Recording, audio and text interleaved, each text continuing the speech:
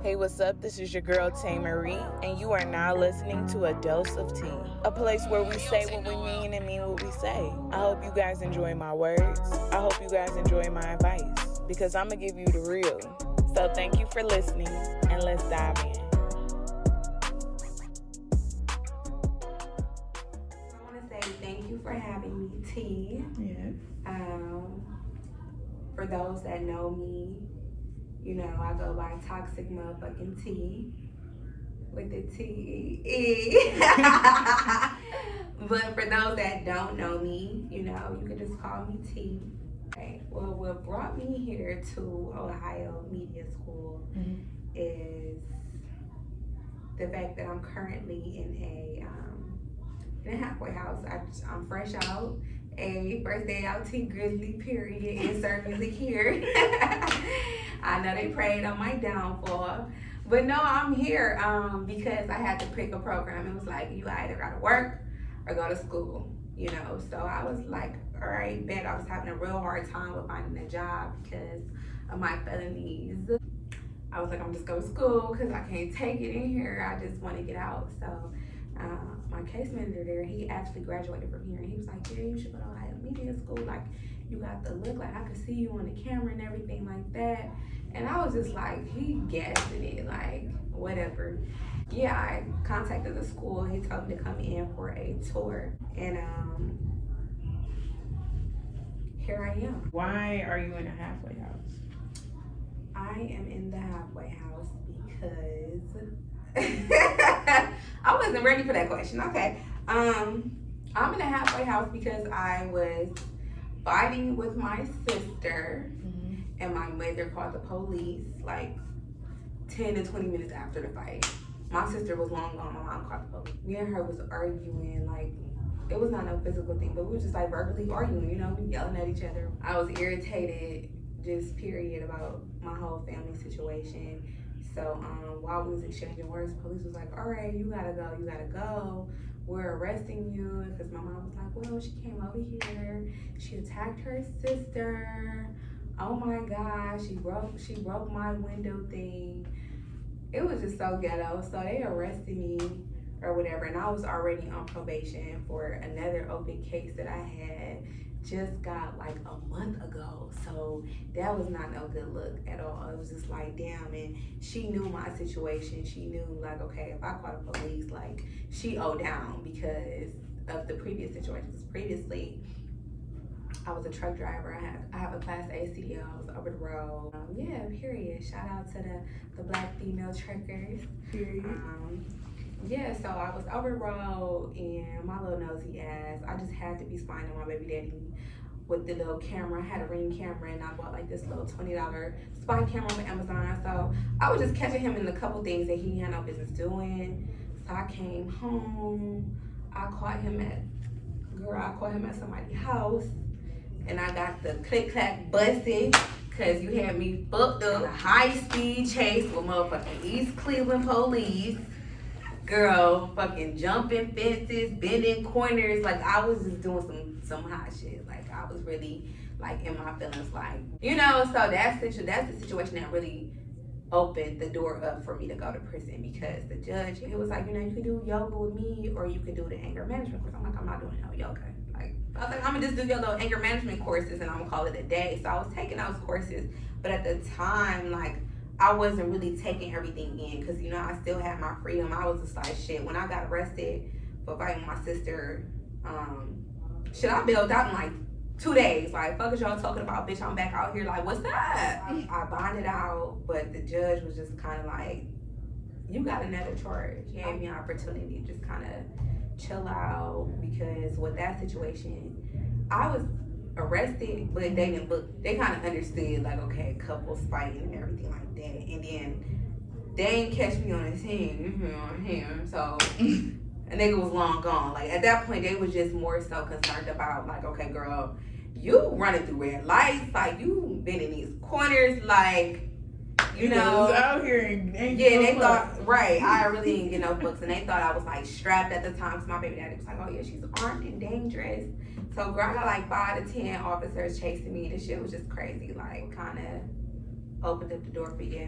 When I went to court, the judge was like, she was supposed to give me probation. I was supposed to get probation, but then when I went there, she was just like looking at my rap sheet like, girl, you done got arrested for fraud, identity theft, like forgery. Oh my God, like set an apartment on fire in Atlanta. Like, girl, you about to sit down. She was like, yeah. She was like, yeah, okay, yeah, you got the right one. Like, you about to sit down for 10 months. I'm like, I was looking at my lawyer like, bitch, you got me fucked up. Like, jail. Do I look like the type of bitch to be in jail? Like, I've been in jail, but like prison, like that's just a whole nother ballpark. When I was in county, like when they first booked me in and they had me sit in the chair, they cuffed me in the courtroom, took me to the back. They put me in the chair, they took my shoestrings out, and I got like my hands cuffed, but I'm so little, so I done finessed my phone on my pocket, and I'm calling everybody. I done put on Instagram like, oh my God, I'm down, y'all, like I'm about to go down. I'm like, you all gonna have to write a nigga. At that point, it didn't even really hit to me that like, this ain't no little 60 days in, 30 days in, like, bitch, you about to be gone the whole year. So, at that point, once they booked me in, my lawyer was like, oh yeah, I could try to get you out and once you do your 90 days. It was sounding good at that time. And I was just like, whatever. I was still remaining solid at that time. They done took my picture, girl. I was, finer than a bitch. I had just did a little photo shoot and just got a nice little curly lace front. Right. You know, the photo on my profile was funny. In that throne chair is the photo I took the day before. Yeah, because I was in Atlanta. Like, I was like, you know what? I need a fresh start. I don't fuck with my family. Right. Marriage and damn failed. Like, I don't, like, just everything wasn't going right for me. I never felt like I had what I needed up here. And I came up here searching for something that I should have never came up here searching for. Because if it wasn't already established while I was out of town, it wasn't going to be established with me being here. You know, so I just, like it was crazy. The experience was crazy being booked in. And then when I first got in there, I was, my number one thought was just like, be strong, just be strong. Like, don't feel, don't think, just go through the motions. You know what I'm saying? So they got me putting on the orange and get naked, got a core squat, all that bullshit, take out your piercings, take off your bra, your panties, anything you had, your phone, all of that. Like, that shit was just like, oh my God. And I was pregnant too at the time. I had just found out I was pregnant, so I'm just sitting here like, I just know I'm not about to have this baby in prison. Like, I know I'm not about to be pregnant in prison. Like, that I didn't know how I was gonna cope. And when I was in there in my cell, it's like a 2-man cell in county, like, I was just in that bitch sleeping all day. I sleep, eat. The first day was crazy. Like, my older sister, that's the one who I got in a fight with, but she put $30 on my books, and I'm just like, this hoe's so fucking weird. I was so irritated, and my mom, I was irritated as fuck with her. Like, I was cussing them all out. Like, she was like, I didn't want that to happen. You called the police. What was your intentions? The fight was already over. Coming from a black family, you wouldn't expect that, especially with everything with the police and shit. You know, they definitely just be mistreating us in any type of way, especially out in Marysville. Like, prison I went to was white as fuck. Marysville's nothing but white COs, white sergeants. Like, they treat you like shit, talk to you like shit, then throw your ass in the hole in a minute. Like, it's just no bullshit. Now, on my ride to prison, that's what broke me, because it was just like, this shit real. Like, I got booked in November the 1st. Girl, left my whole car in Atlanta in the airport, but got booked in November 1st. Mm-hmm. I didn't go to Marysville till like December 1st. So I did 30 days in county. Mm-hmm. And that was a cakewalk, because I was in the trustee pod. Like, that's where you go if you good, you know.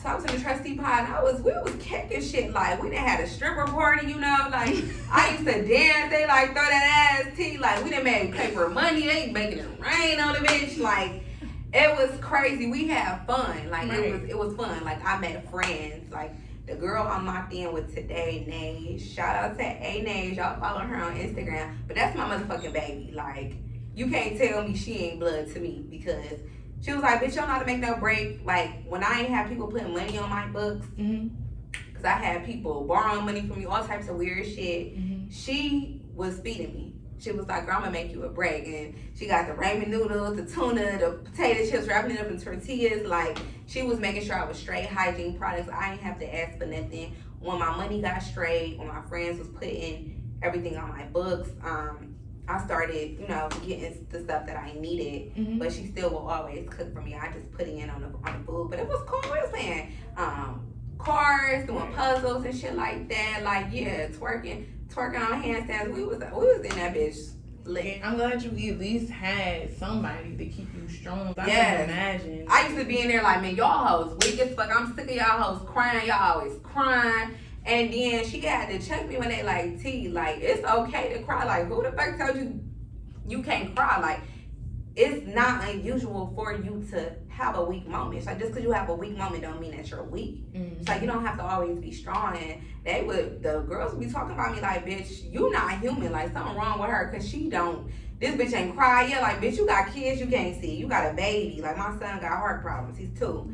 They're like, you got kids you can't see and you ain't in here crying, bitch. I'll be in here crying. But that was my mechanism on trying to be strong for me. Because I know if I break, you know what I'm saying, when I talk to them, who gonna hold them down? Like, so that was just my way of thinking, like, shit, I can't be on the phone crying, like, mommy, bitch, oh.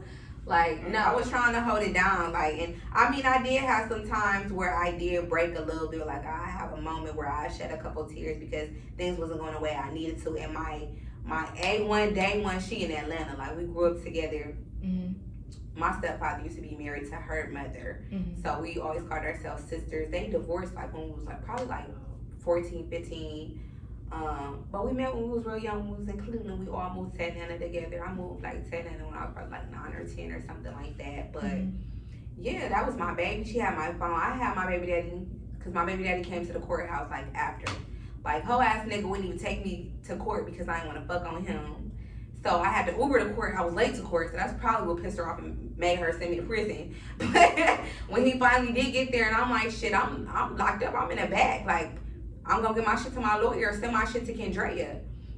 So he overnighted my phone, my wallet, all my car keys, all of that to her. I'm like, yeah, my car is in the airport in Atlanta, and this is, my cars, my phone, like, this how you can get the money on my books. I'm just trying to tell her. And shout out to Drea, yeah, because she for sure held it down. We had our bumps in the road. We had our disagreements, miscommunications, but all in all, she definitely stayed solid. And that means a lot to me because I got 5 sisters, like 4 brothers. I got hella siblings, probably missing out on some siblings, but I got hella siblings and none of them did not write me. Like, none of my blood siblings have whatever the fuck they want to call it. They ain't write me. Like, we all came out the same pussy. We all came out the same pussy, and they ain't write me. You feel me? So I really felt some type of way about that. Like, y'all weird as fuck. Like, coming home, it's just like, damn, like, you really don't want to fuck with nobody, because especially the people that wasn't there for you. Because when you at your lowest, when you in your darkest moments, you need somebody to shine that light to keep you solid. Because I kept telling myself, I'm like, man, if something happened to my kids while I'm in this bitch, I'm killing myself. Like, I don't give a fuck. Like, my kids is why I live.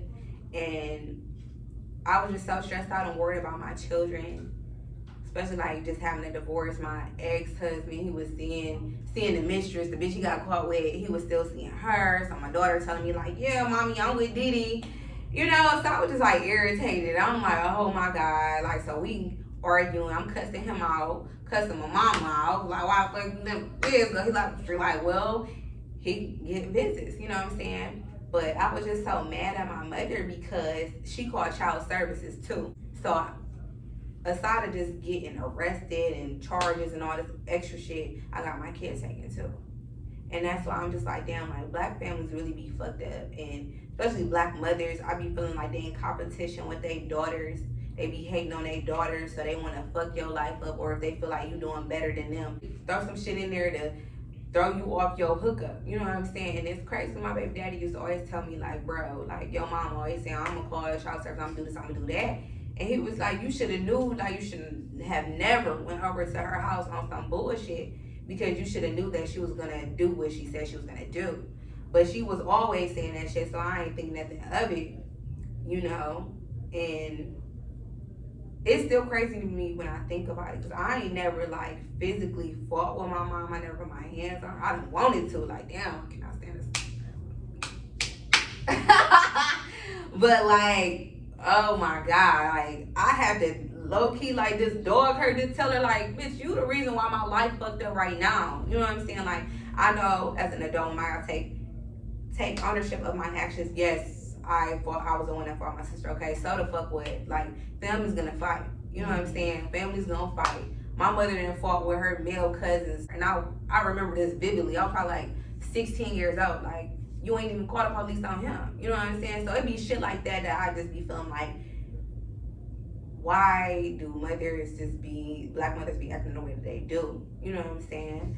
So, girl, I need a Tyler Perry movie for everything that I really want to say. Yeah, I ain't get no letters from none of my mother, my sisters, my father, none of that. I think, like, around my last month of being locked up, which was April, my dad was like, oh, you know, I miss you. I'm always thinking about you. And I was just like, I'm just like, put my kids on the phone. Fuck. It was just like, oh, okay. And then when I came home, my mom, I was trying to see my kids. My mother pulled up with, like, some of my siblings, and she's like, oh, your brother had a baby. Here's the baby. They put the baby in my arms, and I'm just holding the baby like this, and I'm like, okay, here. Like, you know, like, I was just in this I don't really give a fuck mode, because y'all don't give a fuck about me. Fuck, I'm gonna give a fuck about y'all. Whatever you feel, I don't want to put that on you, but whatever you feel, grow from that. Because if they not good for you, maybe this is God's way of telling you, like, you gotta let all of that go. And that's what I'm finally doing now. It's like trying to grow from the pain. It still hurts. I lost a lot of good things. So I did the mulatto video last May, like, right before all that happened. Yeah, that was like part of the reason why we was arguing. Like, my sister was like, oh, you twerking, you shaking your ass, you got a daughter. I'm like, bitch, when I see you, what's up? Like, bitch, I'm gonna smack you in your mouth. Fuck is you saying? Like, ho, you don't even have a daughter. And so the fuck what? Cause I'm gonna be that mom that's, me and my daughter, we're shaking our ass together, bitch. Like, fuck. Like, I'm still young. Like, I wanna have fun. And on top of that, I didn't wake up and say, I'm gonna be a video vixen today. Like, that lifestyle chose me. I'm a firm believer in life be choosing you. You don't always necessarily have to choose a lifestyle. Like, that's not something I wanted to do. I was just in the A one day, and my friend was like, T, it's the audition, you should come with me. And I was like, man. So I, girl, no, for real, come with me to the mulatto audition. Right. My friend danced real good. I'm just like, man, I can't dance like that. Like, I can do couple little moves, you know what I'm saying? And I went to the audition, and they ended up choosing me. It was like probably like 200 girls that chose me. I was the first one to get chose. Girl, period. Yeah, so that's an opportunity. Fuck what anybody say. And shout out to Nikki, cause she definitely still holds me down. She was one that casted me for the video shoot. She held me down when I was locked up. She sent $100 here and there, put it on my books. I still talk to 21 Hero. I still talk to 21 Savage manager Megan Measy. Like, I still talk to Mulatto's road manager Taelr'd. Like, I just be talking to some of the people on Instagram. I keep, close contacts with the people that I was in the video with or whatever like that. And it's on the floor, but period. Cause, like, for real, like, I hear what she's saying. Like, with a daughter, of course, as a woman, we should, with our daughters, just keep it, whatever. But at the same time, in this world, it's different. Like, she ain't gonna see that video till she 18. Probably. You know what I'm saying? And then by then, I'm gonna be like 50. And it's not like you Kim Kardashian. Right? It's not like I was in a porno. Like, girl, I had on a swimsuit with some shorts, and I was, Can you even see your face? Yeah, you can see my face. I mean, hey. But at the end of the day, that's something that you and her gonna talk about. And I later. got paid. Listen, they was paying. Who ain't shaking what for $250 an hour? An hour, damn. Yeah. I'm trying to go shake something for $250 an hour. Okay, I was up in that bitch like, hello, 8. For real. But yeah, that's just something that y'all gonna have to talk about later on. Yeah, definitely. And I'm an open book. I would never keep anything from my kids. You want to know what's up? Like, we can talk about it. How do you feel about the system? I feel like the system is definitely built to break down black men and women because yeah, well, my charge, I don't feel like I needed to do no time. I don't feel like I needed a number for that. It was a girl in there, white girl, like, to stab her dude like 25 times, and they sent her home on an ankle monitor. You know what I'm saying? So it really just depends on your judge. It depends on what type of mood they in. Mm-hmm. You know, it depends on the crime too. But like, a lot of people's getting slaps on the wrist, and I'm like, why the fuck am I going to prison? You know what I'm saying? Like, Right. but like, it was crazy. I don't feel like the system is here for us, which is another reason why I would never call the police on, like, I ain't gonna say never now, cause shit, baby, the mama and sisters come, I'm at it first. 911 on speed dial, bitch. Fuck is you saying? Baby daddy, 911. But I mean, on my kids, I would never call the police on my kids, because the system is built to break you, and then when you get out of prison, you can't get a job. People don't want to rent to you. All types of things that hold you back. It's pretty much like they still got a string on their back. Exactly, yeah. Which is why a lot of people go back to their old lifestyle. Mm-hmm. You know, it puts people in a position to be like, well, if I wasn't at the halfway house and I couldn't get no job, I'd be like, fuck it, I'm about to go strip. I'm about to go dance. Like, I'm about to do what I used to do before I had a daughter. I'm about to go shake some ass, you know? And that's essentially is what happened. Like, once I got that charge, I lost my job at Amazon. I was making $25 an hour trucking for them regionally. So I lost that job. So I started back stripping.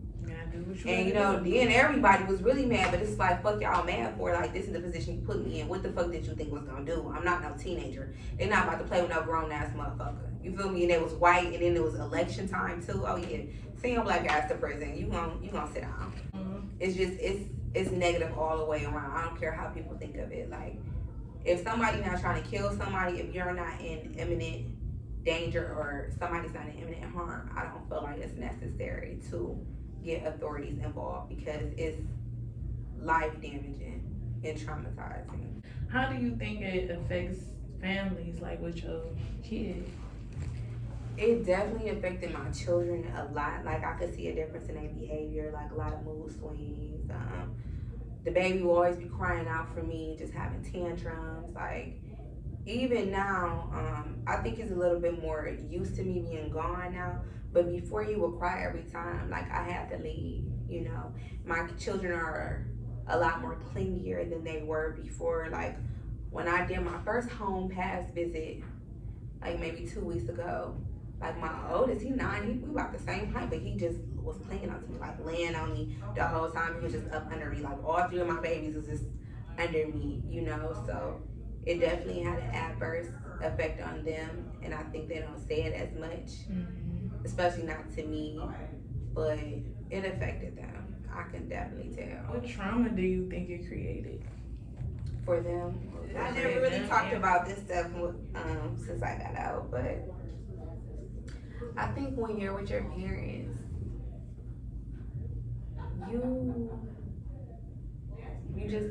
you're trusting them to protect you and to always be there. You know what I'm saying? Like, I wasn't there, but my baby to be potty trained. You know, he had his first little pee. I was locked up. He had a seizure while I was gone. My daughter, she's pre-K. She was learning to read while I was gone. My oldest son, he has a different father, so they had shipped him out to Atlanta Child Services. So I definitely created a trauma for them. Like, I feel like I have to earn their trust back for them to feel comfortable with being around me, and you know, especially with my oldest son, not wanting him to feel like I'm just gonna pop off anywhere, anytime, because he be saying that, like, oh, mommy, I don't want you to be arguing with nobody. Like, you know, he's so sweet. He feel like, I don't want you to argue with nobody. Because, you know, I be turning up. I be like, oh, hell no. You know, but I definitely put some trauma there. And the blame is on me. You know, the blame is on me. I didn't think it was going to affect them because they were in that house at the time. You know, we was outside, but like once my mother just kind of made this big scene, came outside, called the police and everything. That's when the kids was outside. You know, that's when she called like, oh, I'm gonna call and report child endangerment, blah blah blah. So it was bigger than what I thought it was gonna be initially. I didn't like think everything through, because essentially you don't never think the person that brought you into this world would be the one that would try to, you know, cause harm to you and your kid. It's definitely trauma there, especially for me, because I don't get to express the things that happened to me there, the things I went through. Like, this is my first time really talking about my experience, because a lot of times when I talk to my friend, Nage, about, like, we just be reminiscing on the good stuff. We don't, like, really reminisce on the bad stuff that happened while we was down. So, yeah, it's definitely a lot of trauma there, and I just try to bury it. Well, I got PTSD bad as fuck. Anytime somebody comes to my door, like even halfway outside the private room, anytime that door open, like I jump up, like I just be so scared, like who coming to my room? I cannot sleep, and I can't sleep. I used to be a real heavy sleeper. I'm talking about I would sleep through a fire. Literally, I've slept through one pregnant. But now I can't sleep. Yeah, it ain't happening. I don't think what a lot of black families do is sweep things under the rug, because I already had like issues with my mom from being a teenager, because she had childhood traumas that was unresolved. So it carried over into my teenage years, and it caused problems and trauma for me. You know what I'm saying? And then with my mother having different baby fathers for her kids, like we wasn't as close as we used to be. And then on top of all of those things, like my family is Muslim, my mom is Muslim, my dad, you know what I'm saying? So it's like, so you throw that on top of just childhood traumas and them being black too, and all the bullshit that come with being a black mother that was raped and molested, and you know what I'm saying? So just throwing all of that on top, it's overwhelming. It's overwhelming, and it's hard to be the woman that you really want to be when you have all of these things that you feel are weighing you down. Like when I first started going to counseling, like maybe 2-3 years ago, my mom was just like, why you going to counseling? Like, you just want to have something wrong with you. Like, I've been through way more than you, and I never got no counseling, ain't nothing wrong with me. And I was just like, I'm thinking in my head like, yes it is. You don't want to you got a problem, you just don't see it, and you don't want to acknowledge it. I knew that I had some issues, you know what I'm saying, from fights that me and my mother had. Like, I mean, we only had like one fight really when I was a teenager. I was like 17, and I was on the phone with my stepdad, and she got mad at me because I just got the shower on the phone. I'm like, hold on, you gonna have to hold up. I'm gonna talk to dad. I ain't talked to him in a minute. And he was really like my outlet, my getaway to just get out. I'm like, oh my God, this lady crazy. When you coming home, you know? And like, I think she like threw a vase at the back of my head. So I was over her. My mom been through a lot. So it's no telling. Like, she just, I don't know, it was weird. But she was just, girl, I just spazzed on her, and she ended up kicking me out. And she like threw my little stuff outside. Like, I just had like on a little almost like a robe, but it was just like that, and like a little t-shirt under. I ended up getting raped later that day, like kidnapped and raped, drugged, you know. So it was just like, it was an unfortunate event that happened to me based on her putting me out. But I put a lot of the blame on myself too. So I'm like, maybe I should just stayed outside the door until she opened the door, you know. But I was just fed up, so I'm just like, man, this lady been hitting me since I was a kid, like punch me in the mouth, just like all types of shit. Like my mother, if she get upset, she'll punch me in my chest, or she used to hit us in our face sometimes. My stepdad would be like, you know, you can't be hitting them in the face and stuff like that. They girls, you know. So I had like a lot of childhood traumas too. Like I never just grew up like, oh yeah, I was abused, but I didn't agree with how things went, you know. And that was just kind of my turning point right there. As a young adult, like that set the tone for just the woman I am today, everything I've been through, everything I stand for. Like a lot of the decisions I've made goes back to that one bad decision that I made that day, you know, and I still buried the weight of it. I still buried the hurt. So counseling was for me to be able to get rid of those traumas so that I don't carry that into my daughter's teenage years or childhood years. I don't whoop my kids. I don't hit my kids. None of that, So I just wish Black families would get more counseling. Like, if you have an issue, get counseling, talk about it. I have issues with my older sister because one of the guys she was with, like when I first came to Cleveland, I had met this guy at this religious center, but he ended up raping me, and come to find out that was her ex-husband, and she was telling her friends that it's two sides to every story when it's not. I made a whole report on that. But like I was telling my mother, like she been needing her ass beat because who the fuck says that? A year ago, like her ex-husband was there and he said some off the wall shit to me like, yeah, I know you wish you had a dicker. He said some crazy shit. And I threw my glass at him and he punched me in the face and like fractured my nose. I had to have my nose pop back into place. Like, we was in that bitch fighting. My baby daddy had to shoot that bitch up. Like, we was in that bitch working, but I'm like, why the fuck would you invite me here and he's here? You know what I'm saying? Like, bitch weird as fuck. And I said what I said, bitch been need her ass beat. Still need her ass beat. Fuck is you saying? Like, fuck. I don't fuck with family. Like, my family is the family that I create. Family that I met in prison. People that held me down. Like, shout out to my Instagram fans, because I'm telling you, like, them letters, I still have them. Like, they held me up through some of my weakest moments. Like, I would just read letters and just be like, damn, like, when I get out, I'm gonna do better, because this ain't where I want to be, essentially. Like, locked in prison, especially for no petty shit. Like, that's what y'all was fighting over, cause what? We was just fighting over years of like, bitch, why are you still fucking with that weird ass nigga? Like, he even molested his kids. Like, bitch, you're weird. Like, you got 2 boys, nigga. He probably, you know what I'm saying? You worried about my daughter, nigga. I'm worried about your sons. Fuck is you saying? Cause my kids ain't never really witnessed some of the shit her kids have witnessed. You know what I'm saying? And that be another thing to me about Black families. They always want to compare and shit. Like, bitch, why do we gotta compare? It's not no fucking competition. At the end of the day, the whole goal to being a parent is being the best parent you can be. You feel me? Fuck you worried about what I'm doing with mine. They good over here, bitch. Girl, you supposed to have me over here crying. I'm being strong for you.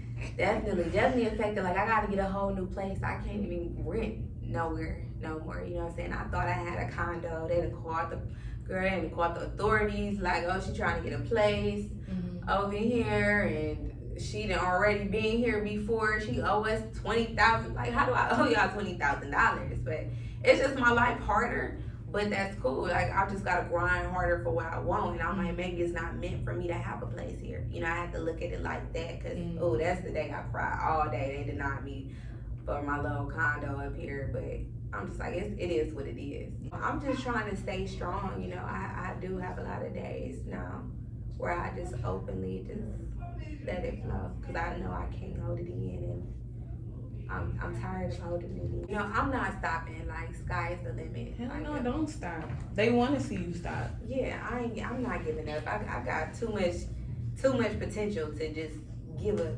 easy. Because we just said it. If you give up, you're pretty much dead. And you got too much energy to be dead, mama. Don't do that. Yeah. Don't even give it to him. The devil trying you, but you beating his ass every time. So it's cool. Period. It's cool. Period. How do you feel in this spot after just looking back, that quick glimpse of your life? I can't believe it.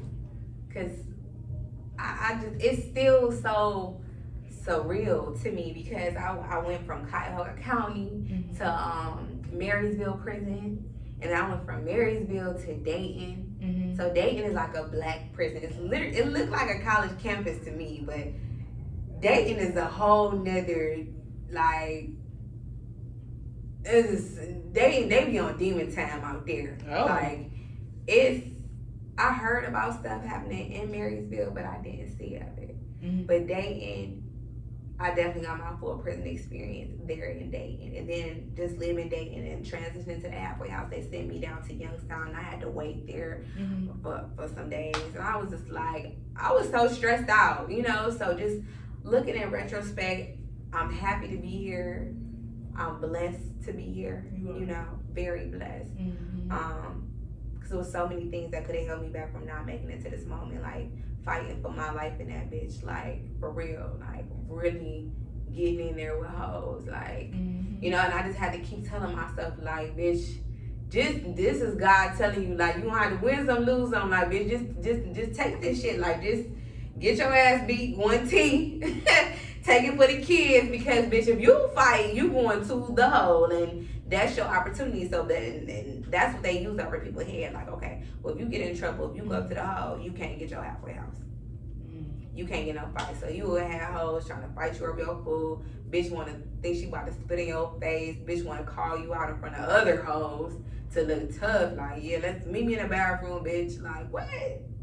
Oh, you want to scrap? Like, my friend be like, no, T, think about your kid. Like, your son just had a seizure. Like, bitch, fuck all that. Bitch is coming up to you like, you my bitch now. If you ain't my bitch, I'm gonna beat your ass type shit. And me just having to go through the motions, just be like, all right, I'm just gonna go with it because I'm not trying to be fighting with this bitch. I'm not trying to be taken to the hole, and I'm trying to go home.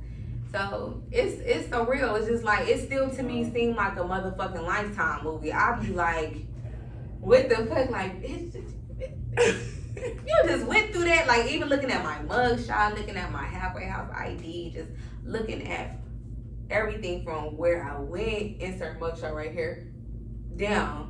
Like, from that to this, it's just like, I can't go back to that. Like, y'all gonna have to really do me. Y'all gonna have to really do me or one of my kids for me to go back to that, because that's not no lifestyle I'm trying to live. It ain't for me. I'm happy to be here. Yeah. You know, and I'm still, even though I'm here, I'm still not here. Like, I'm halfway here. Because my case manager was telling me yesterday, like, oh yeah, it's gonna be hard your last 40 days. Like, why? I get out July 30th. I'm like, why is it gonna be hard? So I was just gonna be hard. And she's like, oh yeah, bring your attendance from school. Oh yeah, go get this signed. Oh, you went to the doctor last week. Go back to the doctor and take them these papers and get them signed.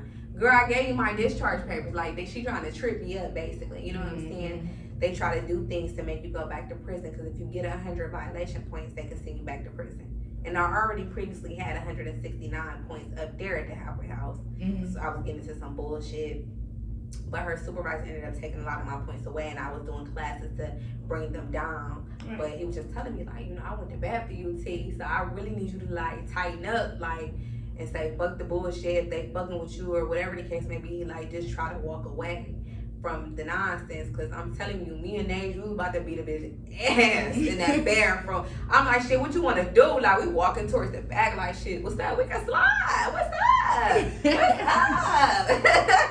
Man, listen, it was so many people in there, like, girl, like, you got that it factor. We know you're gonna be somebody. Like, please don't get sent back to prison. Like, bitch, just say fuck it. Just take one for the team. But it's like, you just be tired of taking one for the team. You know what I'm saying? But I guess, like you said, like, my test is my testimony. I just have to go through these things, so when I do get to the top, I can walk away from bigger things. And then I feel like that this is just you practicing for the big test, because it's gonna be, I swear, it be as soon as you feel like, okay, I'm finally at that top of that mountain. As soon as you get on top of the mountain, it's like the universe bring your biggest enemy to your face, and you be like, damn, now I really gotta get out my comfort zone now, because now you gonna be fucked up. Yeah. But I know you gonna win, period. I hear it in your voice. I Girl, ain't no way. You gonna win. Yeah, You period. gonna win. Ain't no way I'ma not win, because I damn sure ain't gonna lose. Period. Period, yes. Going to prison brought awareness to the many injustices in our country. To just the youth. You know what I'm saying? I'm still the youth. I ain't no old ass lady. Yeah, I feel like to the injustices to the youth, because, man, there was this girl in there. I can't even think of her name, but it was like 18. I guess she got in a fight with her roommate, ended up killing her roommate. They gave her life.